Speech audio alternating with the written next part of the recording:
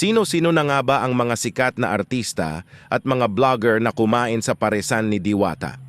Tara alamin natin. Una sa listahan natin ay si Ma'am Corina Sanchez. Muntik vong makalimutan ni Ma'am Corina Sanchez ang pangalan ni Diwata sa sobrang sarap ng pare niya.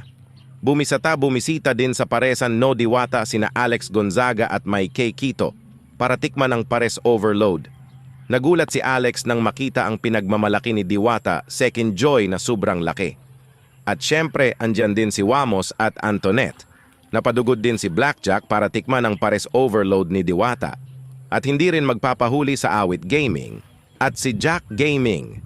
Kahit napakalayo, basta matikman lang ang pares overload ni Diwata, pinuntahan niya ni Miss Igado at kanyang boyfriend. Siyempre, hindi papahuli dyan si Ivana kahit napakayaman na niya, hindi siya yung taong maarte. At ang panghuli natin ay si Ma'am Rosmar na binago ang buhay ni Diwata.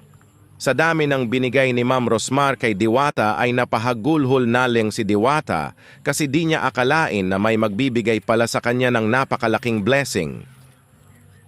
Desurbya ni Diwata lahat ng nangyayari sa buhay niya ngayon kasi napakabait niya at lumalaban ng patas at hindi nang lalamang ng kapwa.